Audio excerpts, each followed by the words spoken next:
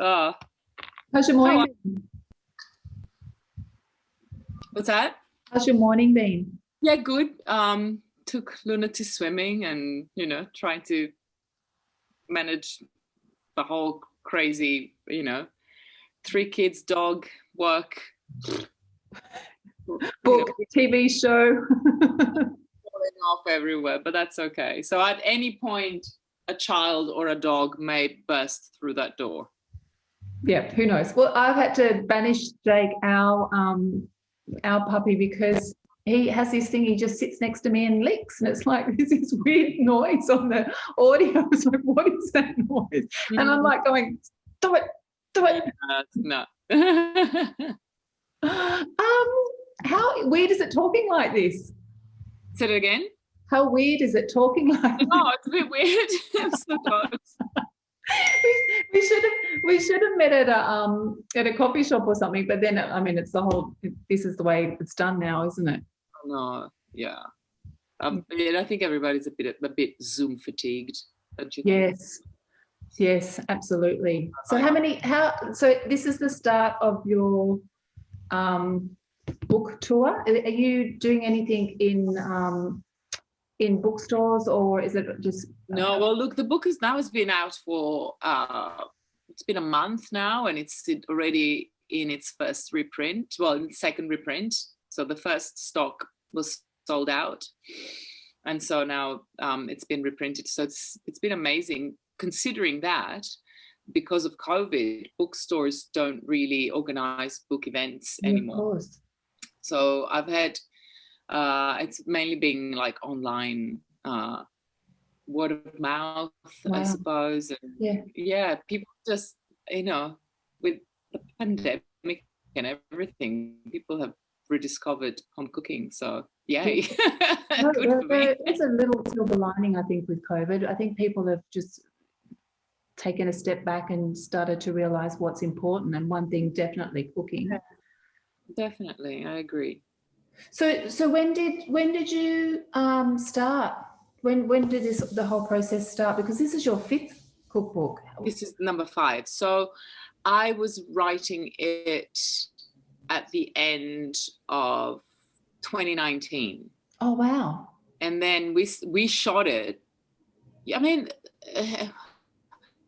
between February and March last year. So when we started shooting it, we were hearing about, this sort of virus afflicting people, far away from us, and thinking that it was isolated. And then by the time we were shooting in March, we basically had 2 days before, lockdown. So yes, the world had changed dramatically. Yeah. And so we got lucky. We got all the pictures done before lockdown last year. And so the book was supposed to actually come out in September last year. Oh, okay. But we decided to hold it back because it was such an uncertain time, and it turns out it was probably the better decision, and so we launched it about a month ago now, and people are still eager to cook. So that's really. Well, it's I've got to say it's beautifully designed. As you know, I'm not the cook in the family. Adam is, but just we love cookbooks and I love the design part of it. Yeah, design part of it. But it's just it looks all. I mean, it looks all very sophisticated, but at the same time, it looks very achievable. Was that one of the elements that you were wanting to get across with? Yeah, I would love for this book to sit on people's cooking benches, and and if it gets a splattering of tomato sauce, that's better. Yeah. But I just wanted it to be a practical user's guide, but with all the tips and the tricks that I grew up absorbing just by watching my mom, watching my 2 nonnas, and that normally are not included in cookbooks. When an Italian nonna says a little bit of this and cook it until it's done. Okay, what does that mean? What do you mean? Describe the texture. Tell me the tricks. And so I've tried as best as I could, remembering as much as I could, to basically give the readers an opportunity to be in my actual kitchen, you know, and as if I was doing it right then and there, and all the do's and don'ts, and all the, you know, all the tips on how to achieve like the perfect gnocchi, the perfect risotto, what al dente really means, because I think there's a bit of confusion around that, and how to cook pasta, and so there's all the chapters are very descriptive, and there's a lot of content in terms of, you know, me talking about the food and the tradition and the techniques. But it's also, you know, it's meant to be joyous, so it's tongue-in-cheek, and it doesn't not really meant to put pressure on. Change if you put, you know, salmon instead of tuna, as long as you like it and you're cooking, I don't care. You know what I mean? It's like the idea is that the beauty of cooking is that it gets you in the kitchen doing it yourself. It saves you money, and it's creative, and it's gratifying. And so I don't really care if you don't respect tradition entirely. I'll give you the tradition, and you take it and you can follow it to a T, or you can put your own spin. But as long as it gets you in the kitchen, I'm so happy. Yeah, I think you've really achieved that, because although it does have not the technical side, but the instructional side, it has a feeling to it. It's almost like you're talking. It's a very gentle, user-friendly tone through the book. So it's almost like you feel like you can achieve the recipe. There's not a pressure, because it's very nurturing in a way. Oh, good. Yes. So tick, you've done that. What made you, like, you know, you've done 4 cookbooks. What made you go, hang on, I'm going to do another one? How does that process start? How do you start formulating your recipes that are different from previous cookbooks? I've always wondered, like, how. Yeah. Well, it's funny, because when I wrote my first cookbook, Silvia's Cucina, and I was at the very beginning of this career, and I honestly thought that was going to be a one-off. I'm just going to put some family recipes in a book, and that'll be that. And then when that happened, and then I got my first show up, and then I got a second book deal. And I remember thinking, I don't even know if I've got more recipes, but it turns out I did, because Italian home cooking, the tradition of Italian home cooking is so rich, and it's so intrinsically connected to its territory. And if you think about all the regions that Italy is comprised of, it's a separate cuisine for each region. And even within the same region, there's differences and different things that are done. And so, I mean, you could honestly do like a cookbook on each one of them, and not even scratch the surface. Wow, and it's funny, because now I've got you know, the more I write and research and delve into that world, the more ideas I have. And so as soon as I finish writing a book, I'm already thinking about, okay, the next one, it's gonna be it's like, so there's plenty of ideas. And Cook Like an Italian starts very soon on SBS. Is there a crossover? Like, is this like a manual for that, or is it completely separate? Look, it starts next week on SBS Food on Thursday nights, and look, it's not a direct tie-in book, but obviously, that show is called Cook Like an Italian, and the book is called Simple Italian. So there is definitely a correlation, and there's probably a few recipes that are shared between the book and the show. Just my personal favorites, not that I should have favorites, but I do, clearly. And it's just the recipes that I tend to make more often, I suppose. And I suppose the spirit is sparks from the same flame. It's about user-friendly recipes that you don't have to stress about, and the beautiful produce that we basically put on the table. And oh, hello, Luna. Hi. Do you want to come say hello? Hi, Luna. How are you? Are you helping Mum today? Ish. You helping me? Oh, bunny. She's actually really good in the kitchen. She's always wanting to cook with me, and in fact, in the book, she's she's photographed making pasta and rolling peachy, or yeah, it's a beautiful thing. It's a beautiful thing. And look, cooking with kids, it's always more romantic when you picture it in your head. Yes. Then the practical side of it is it's a lot of, it's very messy. Mama, Yes. where's Elsa? Elsa, I think I saw Elsa in the bathroom, maybe. Is she not? What about in that room there? Is she there? Can you have a look? We are going to see Frozen today at the Capitol Theatre. I saw that you went to see Hamilton the other night as well. Oh my God, I'm still buzzing from that. We found Elsa. Yay! Elsa's quite large. Oh yeah, it's a big Elsa. There. Yeah, it's a beautiful thing. It's a funny thing because you know, live theatre, it's something that I guess we took for granted forever. Yes. And then we couldn't go anymore.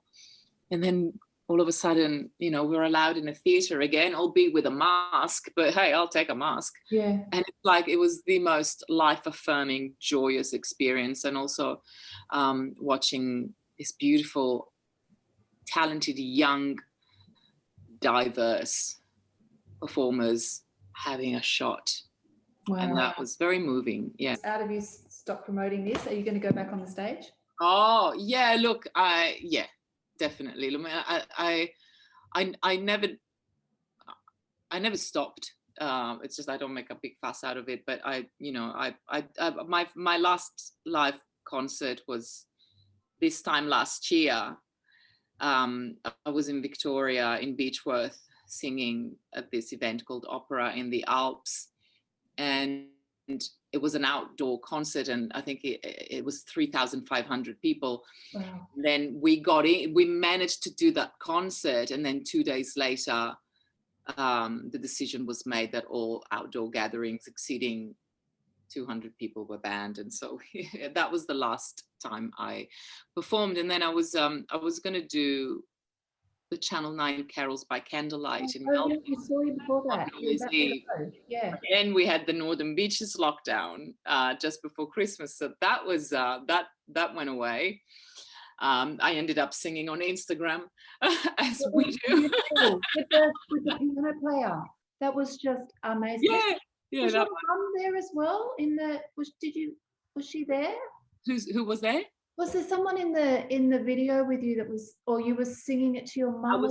No, I was singing with this this colleague of mine called Michael Leonardi, who's an Italian-Australian singer, and we were supposed to sing it as a duet together in Melbourne, and he's a Northern Beaches local, so we ended up just playing it. But we posted on Instagram a recording of a rehearsal. Right, that must have been on a day when I went to his mum's house, and they have a grand piano, and his 90-year-old nonna was there, and so that's right. Yes, we sang it for her. Yeah.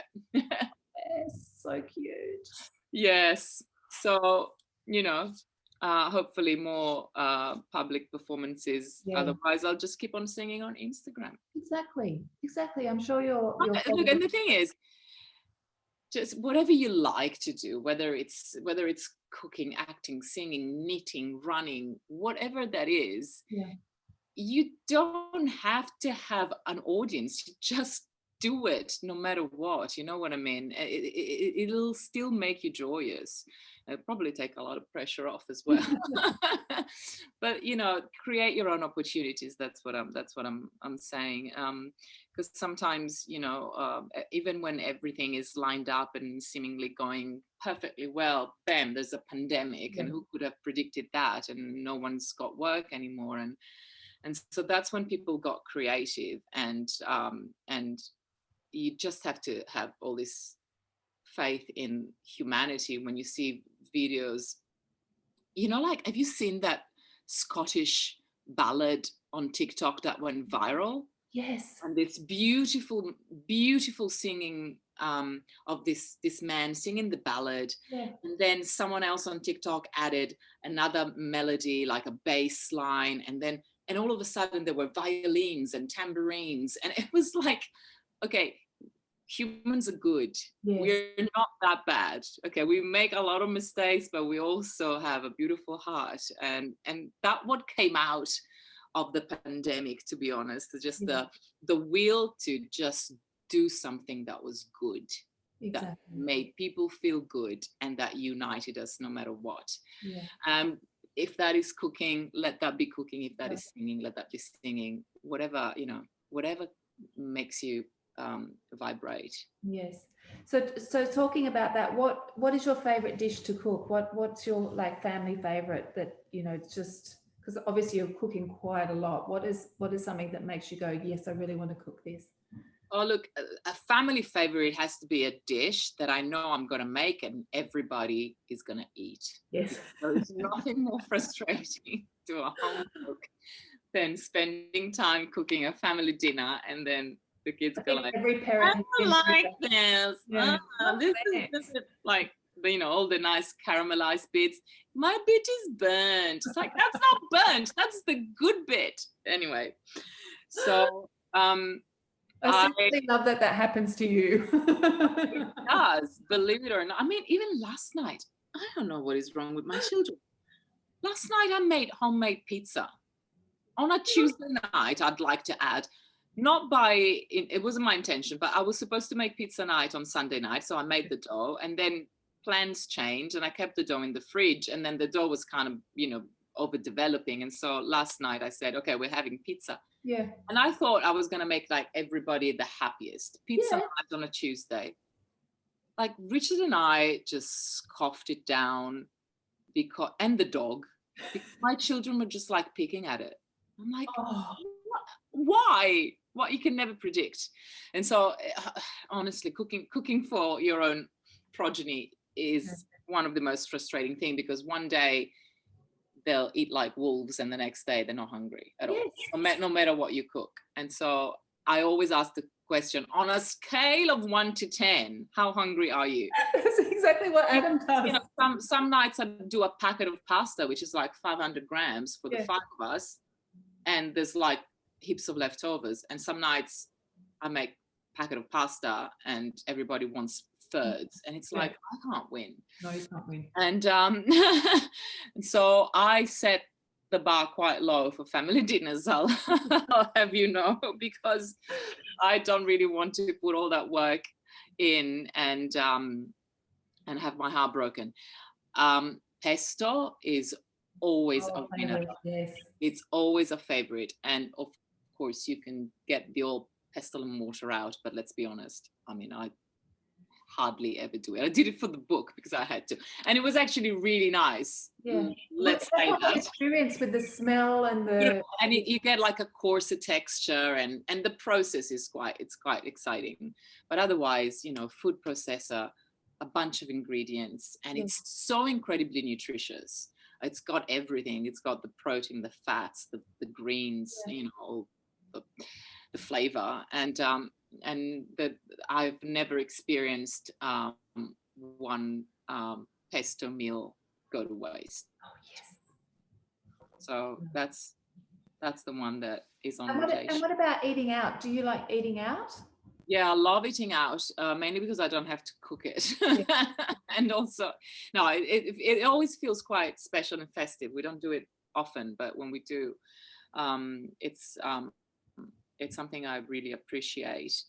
And I love being invited to my friend's house, and I'm saying it out loud because they don't do it enough, because they're scared of inviting me. But I am not scary. I just want to, for me, it's such an honor to be invited to share at someone's table. And I don't care what you put in front of me. You could be like a master chef and do crazy things with blowtorches and foams, or just give me a piece of bread and olive oil. Yeah. The fact that you want to include me at your dinner table, that's the gift. Yeah, absolutely. So, I love that. Okay, I'm going to message you some dates. Yeah, but let it, there has to be not anybody, but Absolutely. Well, thank you so much for chatting about the book. I absolutely love it. It's, you know, from a person who doesn't cook, I'm very spoiled because Ads cooks all the time. But you know, How lucky this is is that? yeah, I know. I'm very lucky. The book is amazing, and just like you said, it's the feel of it. Just to leave it on your, you know, your kitchen bench. It'll only get better as it's worn and read, and it's And I feel like it's one of those books where you can really, whatever your skills are, you can open it at random and know that whatever recipe you land on, you can actually make that. yeah. Because I'm not a chef. So if I can do it, you can do it. If you've got the passion. Yeah. Yeah. Yeah. So what's on the plan? What's next? Do you have anything in the pipeline next? Another book? Yeah, well, yep. That's in the brain, and you know, developing new shows, ideas, and Because you've done quite a lot. Just you've done quite a lot of shows, haven't you? Different formats as well. Like, yeah. what was your favorite?